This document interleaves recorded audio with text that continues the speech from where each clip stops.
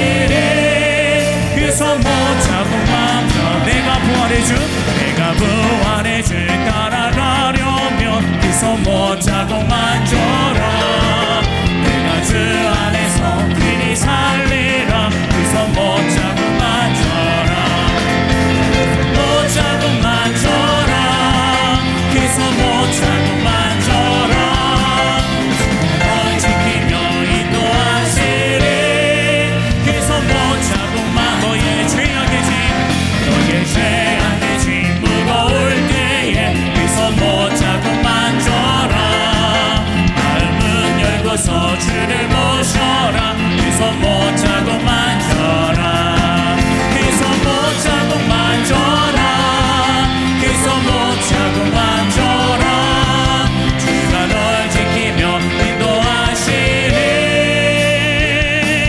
그 손 못 잡고 만져 우리 손 들고 찬양합니다 그 손 못 잡고 그 손 못 잡고 만져라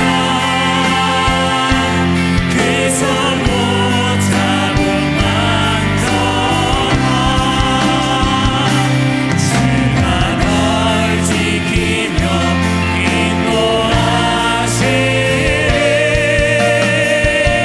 그 손 못 잡고 만져 한 번 더 찬양합니다 그 손 못 잡고 그 손 못 잡고 만져라 그 손 못 잡고 만져라 주가 널 지키며 인도하시리 그 손 못 잡고 만져라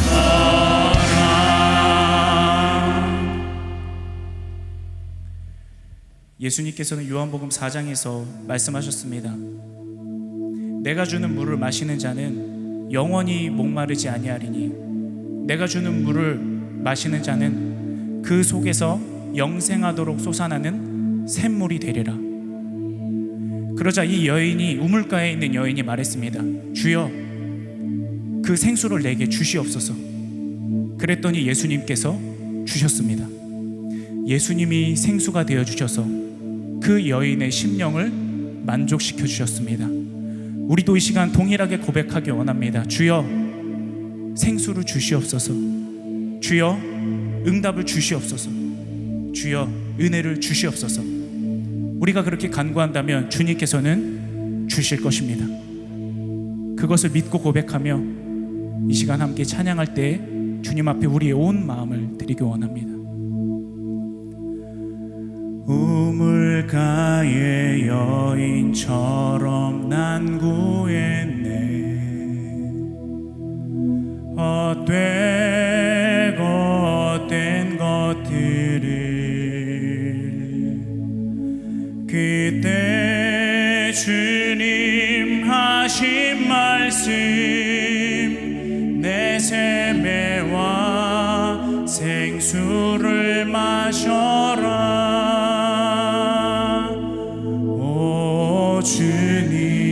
주님 채우소서. 나의 잔을 높이 듭니다. 하늘 양식 내게 채워주소서. 넘치도록 채워주소서.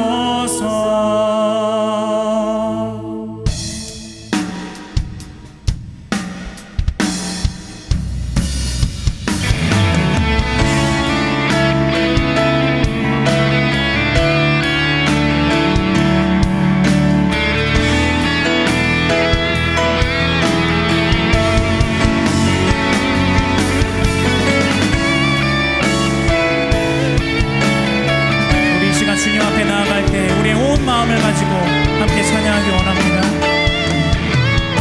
우물가의 여인처럼, 우물가의 여인처럼 난 구했네. 헛되고 헛된 것들을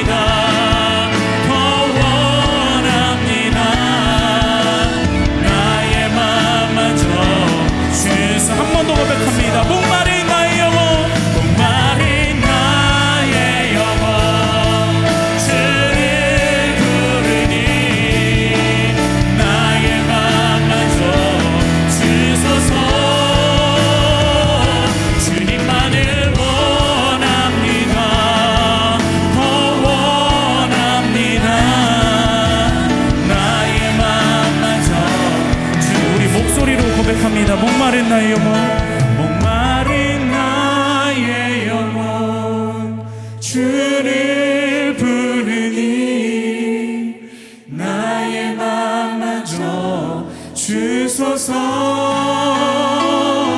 주님만을 원합니다. 더 원합니다. 나의 맘마저 주소. 목소리로 한 번 더 고백합니다. 목마른 나의 영혼 주를 부르니 나의 맘마저 주소서. 주님만을 원합니다. 더 원합니다.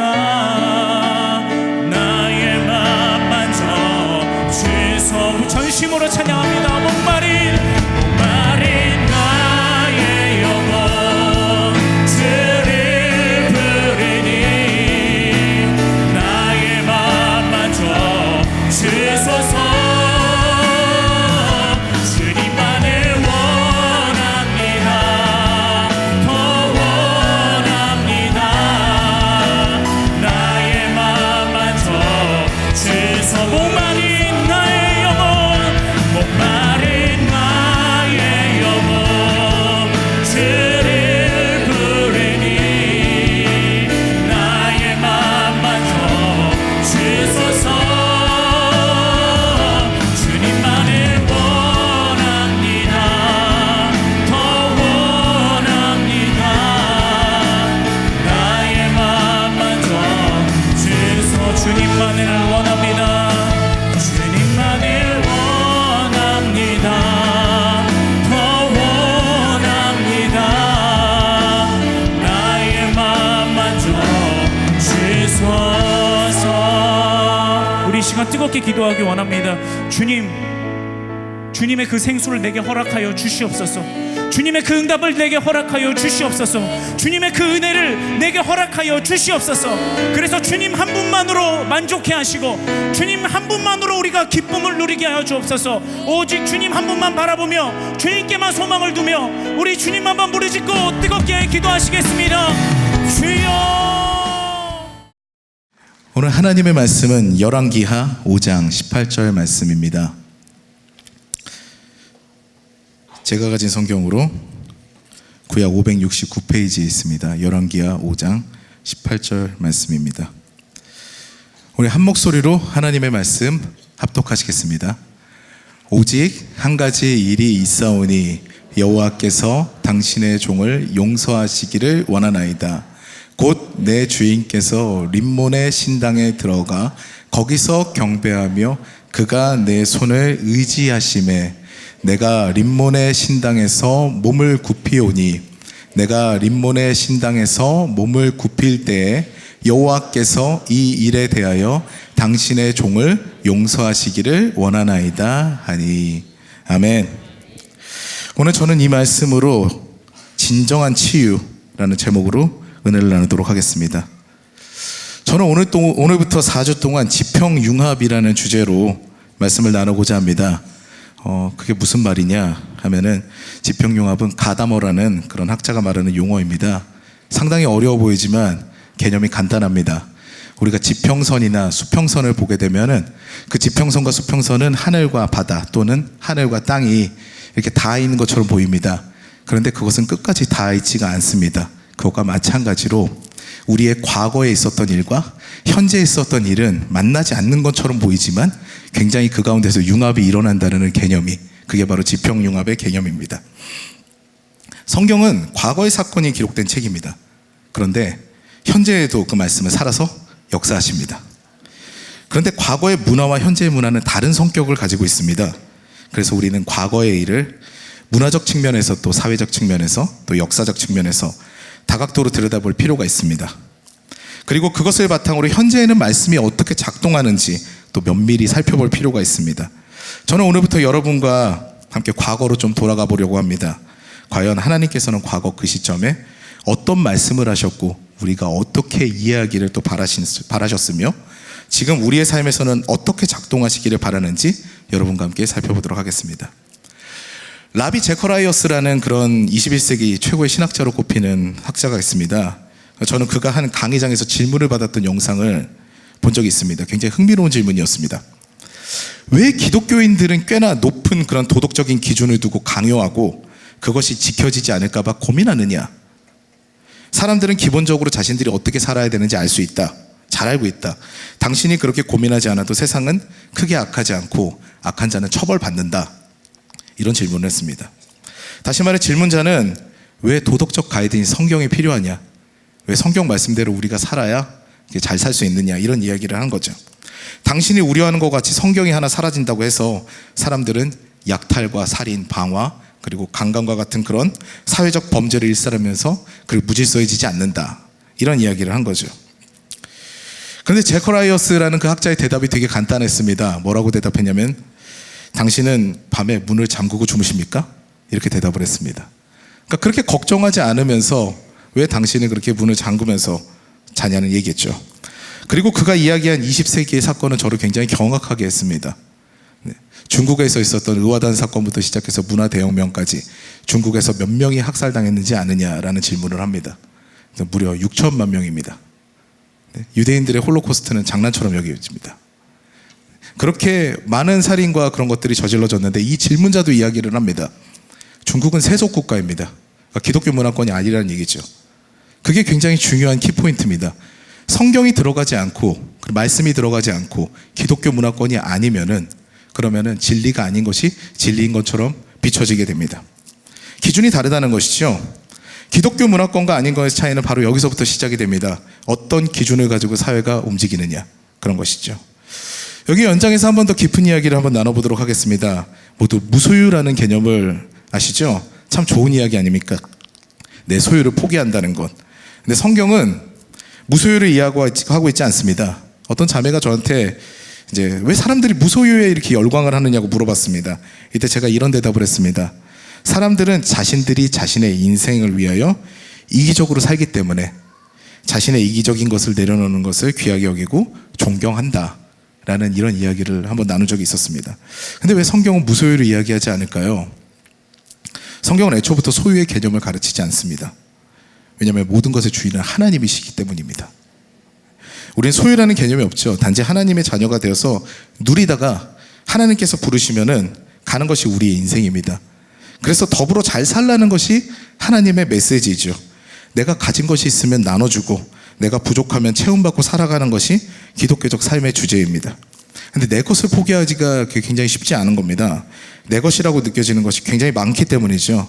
하나님께서 내 삶의 중심에 계시지 않는다면 이 모든 것들은 이루어지기 힘든 결과물이 됩니다. 성경이 기준이 되지 않는다면 굉장히 도덕적 가치들이 땅에 떨어지게 되어 있고 그러면서 내 욕심을 계속 부리게 되게 되니까 내 소유를 주장하게 되니까 하나님께서 원하시는 그런 삶의 나라가 이루어지지 않는다는 이야기입니다. 오늘 우리의 마음 가운데 치유가 임한다면 다른 것이 아닌 이것이 임했으면 좋겠습니다. 바로 내가 좌지우지하던 그런 삶에서 하나님 중심의 삶으로 변화되는 회개의 영이 임하시기를 주님의 이름으로 축원합니다. 오늘 본문을 살펴보면 나아만이라는 장군이 등장합니다. 그 당시 아람이라는 나라는 아수르라는 나라가 등장하기 전까지 제법 강성한 나라였습니다. 그리고 이스라엘과는 많은 전쟁으로 사이가 좋지 않았습니다. 특히 이스라엘을 괴롭게 하되 강한 국력으로 이스라엘을 막 압제했던 나라가 아람입니다. 거기다가 나아만은 용사여서 만원 전쟁에서 조국에게 승리를 안겨준 장군이었습니다. 오늘 본문에 나오는 림몬 신당에서 제사를 지낼 때 왕과 함께 들어간다는 것은 그가 단순한 장군이라는 의미가 아닙니다. 거의 군대 장관급이라는 이야기였다는 거죠. 그것을 우리에게 짐작하게 합니다. 그런데 이 나아만이라는 장군이 날마다 승승장구하고 인생에서 성공할 줄 알았는데 나병에 걸립니다. 이 병이 특별하게 무서운 것은 전염병이라는 겁니다. 그렇기 때문에 그동안에 내가 받았던 그런 명예로운 일이나 그리고 그런 모든 관계로부터 자신은 이제 격리되어야 합니다. 이 전염병이기 때문에 사람에게 가까이 갈 수가 없는 것이지요. 사회적으로 격리가 됩니다. 요즘에는 초기 진단 시에 약물 처방으로 완치가 되지만 이 당시에는 거의 불치병이었죠. 그렇기 때문에 성경에서는 하나님께 저주를 받았다, 하나님으로부터 끊쳐졌다라는 그런 개념으로까지 등장하는 병이 나병입니다. 이제 인생 끝장난 거죠. 사회적으로 격리가 되고 이제 모든 사람들이 경멸하게 되었습니다. 사실 우리 인생도 그런 시기를 겪을 때가 가끔 있습니다. 저에게는 재수하는 기간이 그거 같았습니다. 아침에 새벽에 막 5시, 6시부터 교회를 나가서 밤 10시까지 봉사를 하고 굉장히 성실하게 막 그렇게 사는 것처럼 보였습니다. 공부도 열심히 하는 것 같았죠. 근데 대학에 똑 떨어지고 나니까 대학에 떡 붙기 전까지, 아니 대학에 그 결과가 나오기 전까지는 사람들이 쟤는 진짜 봉사 열심히 한다. 쟤는 진짜 뭐라도 될 거야. 진짜 하나님 앞에 신실하다 이랬는데 대학에 똑 떨어지니까 그것들이 상황이 딱 바뀌었습니다. 쟤는 봉사 혼자 하는 것처럼 하더니 학교도 떨어졌네 그러면서 조롱이 되었습니다. 참 힘든 시기였죠. 왜 힘이 들었을까요? 제가 실패한 것도 굉장히 짜증이 나는 일인데 주변에서 조롱의 시선이 있었다는 것이죠. 그것도 가장 중요한 건 이겁니다. 칭찬이 조롱으로 바뀌니까 견디기가 힘들었습니다. 나아마도 마찬가지입니다. 군대 장관으로 굉장히 존귀한 사람이었는데 바닥까지 떨어지고 나니까 이건 견딜 수가 없는 일이죠. 그래서 나아만이 거의 미칠 지경이었던 것 같습니다. 그래가지고 이 병으로 정말 어떻게 해야 되는가 자포자기의 심정으로 있는 그런 나아만에게 이스라엘에서 잡아온 한 여종이 이야기합니다. 정확하게 얘기하면 그의 아내한테 이야기를 한 거죠. 나아만의 아내에게 이야기를 합니다. 이스라엘에 엘리사라는 선지자가 있는데 그 선지자가 나아만의 병을 고쳐줄 수 있다라는 것이죠. 그래서 우리는 나아만의 인격도 한번 살펴볼 수가 있습니다. 나아만의 인격이 괜찮았던 것 같습니다. 그러니까 여종이 우리 주인님이 나았으면 좋겠다라는 그런 마음을 가졌겠지요. 아무튼 포악한 자였다면 이런 긍휼함을 얻지 못했을 텐데 그 긍휼함을 입게 됩니다. 나아만이 이 이야기를 듣고 아람왕한테 다녀오겠다고 합니다. 아람왕은 그래? 그럼 우리 군대 장관이 가가지고 낫겠다니까 내가 서신을 써주마. 그래서 이스라엘 왕에게 서신을 씁니다. 이스라엘은 발칵 뒤집힙니다. 아람이 이제 무슨 시비를 걸려고 나병을 우리나라에서도 못 고치는 병인데 이건 불치의 병인데 얘가 이걸 빌미로 전쟁을 일으키려고 하는구나. 그러면서 막 이제 전전긍긍하죠. 그랬을 때 엘리사가 자신의 종 게하시를 보내서 이야기를 하죠. 제가 고치겠습니다. 저한테 오는 사람입니다. 라고 이야기를 합니다. 그래서 나아만을 안내하도록 합니다. 이윽고 나아만이 예물을 가지고 엘리사의 집에 도달합니다. 이때 엘리사는 나아만의 요청을 듣고 나와 보지도 않습니다. 너무 놀랍죠. 네, 군대 장관이 와서 예물을 들고 와서 고쳐달라고 하는데 나오지도 않습니다. 그러면서 나아만한테 요단강에서 7번 몸을 씻으면 낫는다는 그런 예언을 합니다. 나아만이 불같이 화가 났습니다. 왜냐하면 제가 이전에 이스라엘 다녀왔는데 요단강이 생각보다 더럽습니다.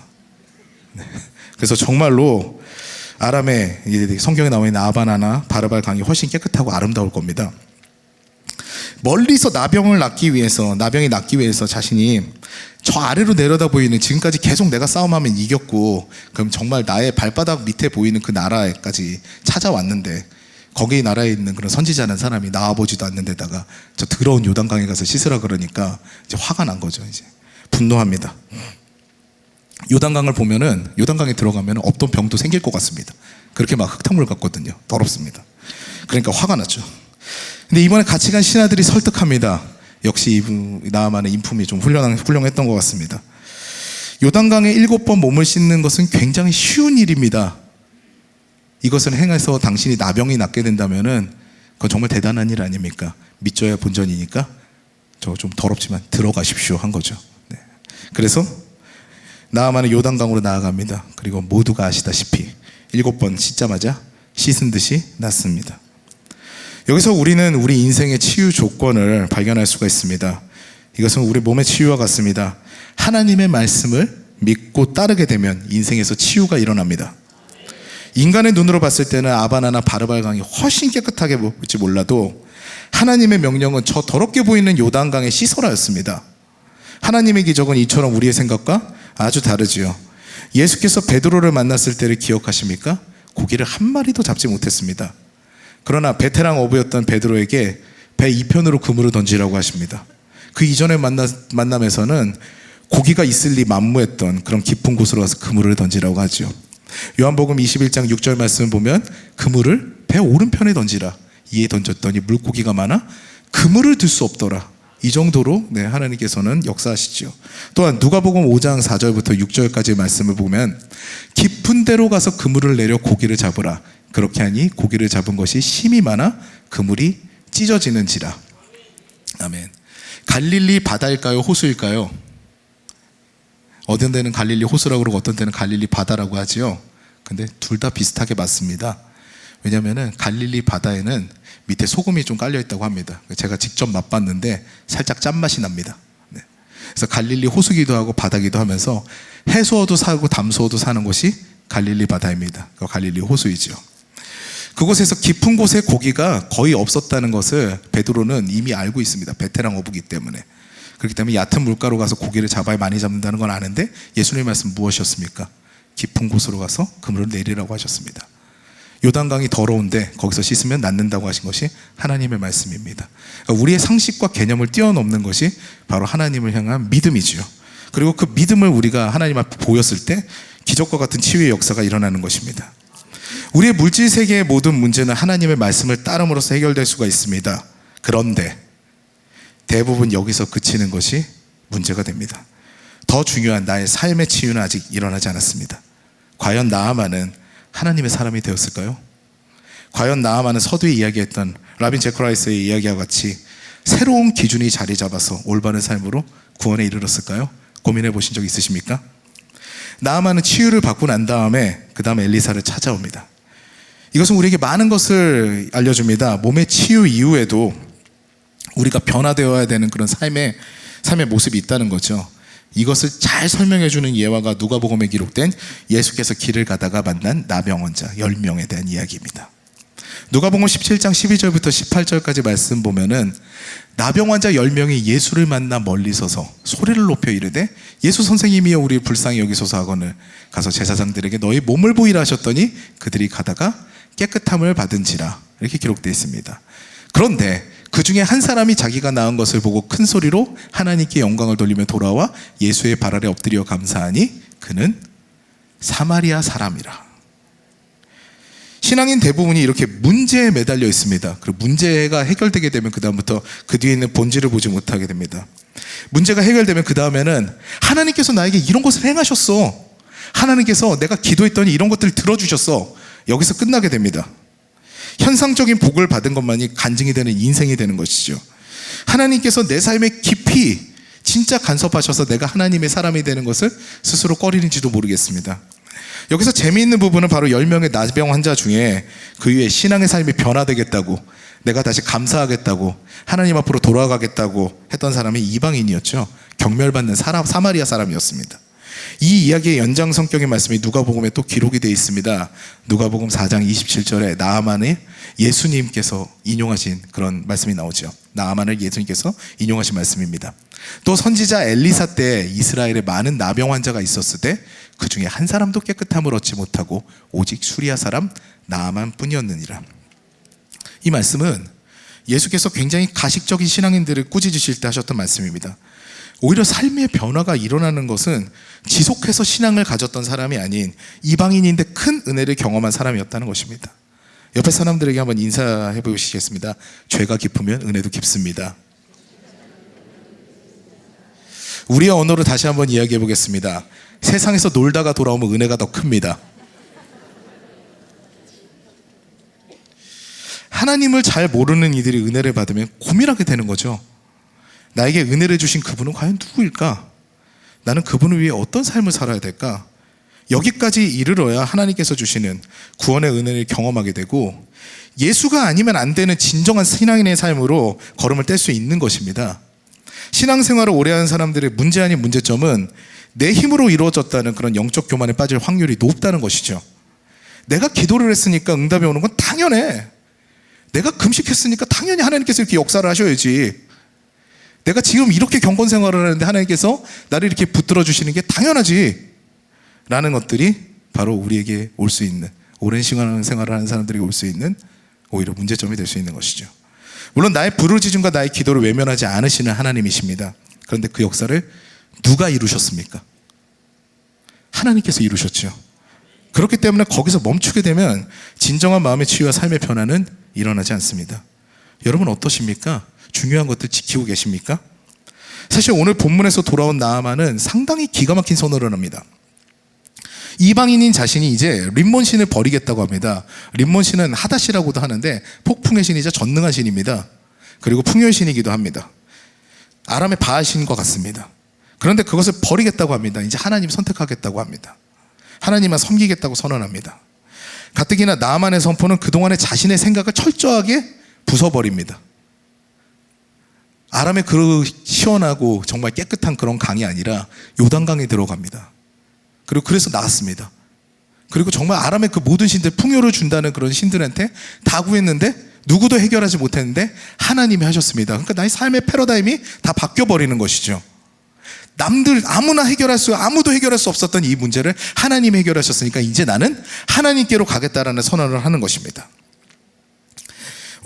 열왕기하 5장 17절에 보면 나아만이 이르되 그러면 청하건대 노새 2마리의 실을 흙을 당신의 종에게 주소서. 이제부터는 종이 번제물과 다른 희생제사를 여호와 외 다른 신에게는 드리지 아니하고 다만 여호와께 드리겠나이다. 이렇게 고백합니다. 그동안 자신이 침략했던 나라, 약소국으로 불리는 이스라엘의 흙을 실어 간다는 것은 특히 허락을 받고 가져간다는 것은 아주 이례적인 일이죠. 그냥 이스라엘의 흙 가져가고 싶으면 그냥 퍼가면 될 텐데 허락을 받습니다. 내가 당신을 더 높입니다. 당신이 하나님의 사람이니까 내가 인정하고 그대로 따라가겠습니다라는 것을 이야기하죠. 나의 고향과 뿌리가 그리고 신앙이 여기 있었다는 것을 의미하는 거죠. 그리고 이 땅에서 있었던 기적을 잊지 않겠다는 것입니다. 그리고 하나님을 예배하겠다고 선언합니다. 이렇게 아름답게 끝났으면 좋겠는데 이후의 본문은 우리에게 숙제를 남깁니다. 바로 오늘의 본문입니다. 상당히 논란이 될 만한 행동을 합니다. 바로 자신에게 한 가지 용서해 줄 것을 구합니다. 림몬 산당에 들어갈 때 허리 굽히는 것을 용서해 달라는 거죠. 나아만은 내 마음은 그게 아닙니다. 나는 하나님만을 섬기고 싶은데 어쩔 수 없이 고개를 숙여야 됩니다. 이런 이야기를 하는 것이죠. 이때 엘리사의 대답이 상당히 중요합니다.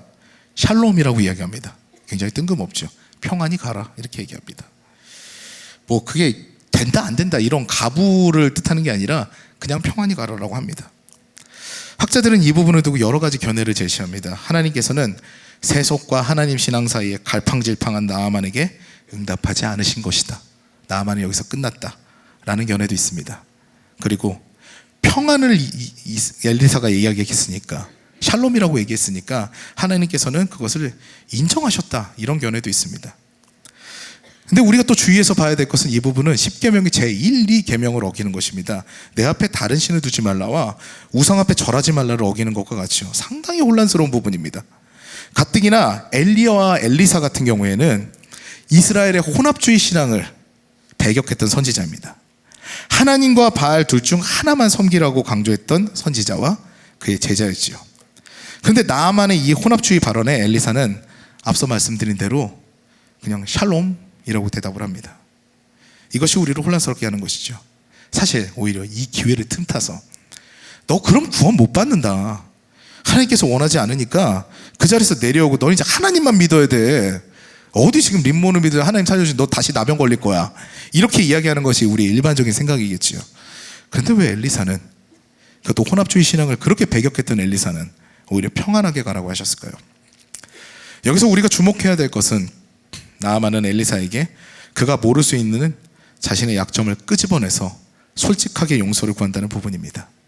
사실 아람으로 돌아가서 나아만이 어떤 신을 섬기든 어떤 제사를 하든 누구한테 몸을 굽히든 이건 엘리사로서는 확인할 수가 없는 부분입니다. 물론 하나님의 사람이니까 알 수 있을 수도 있겠지만요. 근데 나아만은 솔직하게 이야기합니다. 이것은 이런 언어로 이해를 해야 됩니다. 저는 하나님만을 섬기고 다른 신은 이제 신으로 보지 않습니다. 그렇지만 아직 나의 믿음이 연약하여서 생계를 위한 그리고 나의 위치에서 내려올 준비가 되어 있지 않습니다. 주님 나의 이런 연약함을 용서하여 주십시오. 이런 신앙적 고백을 듣는 엘리사는 샬롬이라는 말로 평안을 빌어줍니다. 행위보다 더 중요한 것은 마음이고 심지어 솔직하게 마음을 꺼내놓는 초신자 나아만에게 하나님은 각박하게 대하지 않으시는 것이죠. 진정한 마음의 치유는 정직한 영이 임할 때 일어납니다. 솔직하게 나의 연약함을 인정하고 주님 나는 할 수가 없어요. 도와주세요.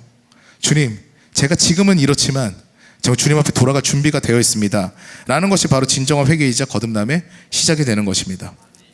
앞서 제커라이어스의 일화 등을 제가 소개하면서 하나님께서 우리에게 바라시는 것은 더불어 행복한 공동체입니다. 치유와 회복이 일어나고 구원의 역사가 일어나는 온전한 공동체를 하나님께서는 원하시죠.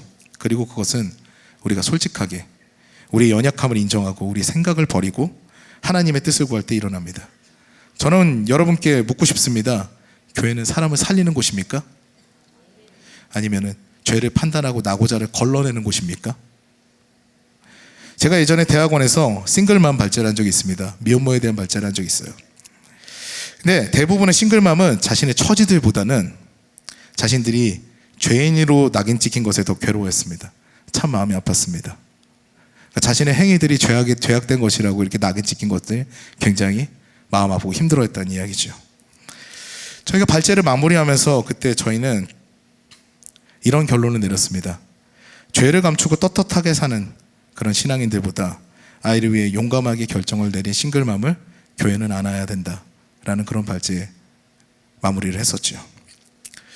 사랑하는 여러분, 교회는 사람이 살아나는 곳이 되어야 됩니다.